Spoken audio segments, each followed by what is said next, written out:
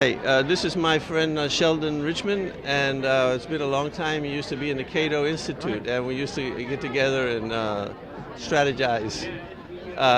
We were just discussing the issue of whether endangering other people, say speeding, is a violation of the other people's rights or not. I know it's a controversial topic in libertarianism, so give us your thoughts. Well, I don't really think it should be that controversial.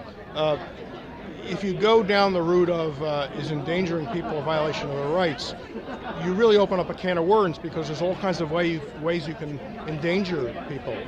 You can be standing on a subway platform and you could, let's say you're a little unsteady on your feet, you could bump into someone who can bump into someone else who can bump into someone else and knock someone else into the tracks. So just living, you could say, put it this way, just living endangers other people. Well, we don't want to say it's therefore violates rights to live. But there's an easy...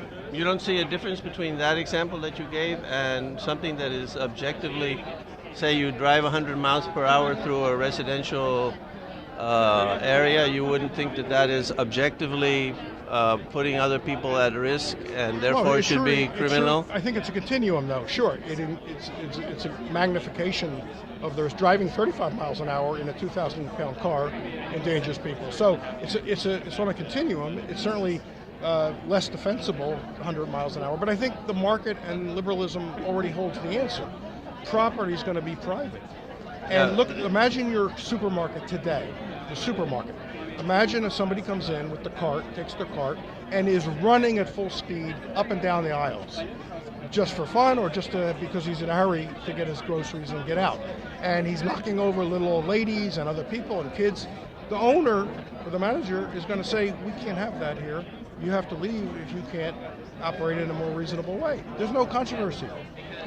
Well, at the moment, right, yeah, but until the rules are private, the issue is, as there's still public roads, do we need to enforce reasonable rules that protect people from undue risk, like driving through a residential section at 100 miles an hour?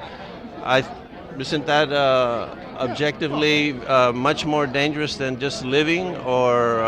Yeah, well, like I said, it's on a continuum. Look, until the roads are privatized, I'm not against rules against unreasonably presenting a threat to people in your vehicle. So sure, traveling 100 miles an hour through a residential section, I think you shouldn't do that. You should be stopped from doing that. Exactly what the penalty to be is another issue, but the general principle, sure. But also, I think because that kind of thing would happen, like I said, under a regime of private property, it's not something that only comes up in the context of the state.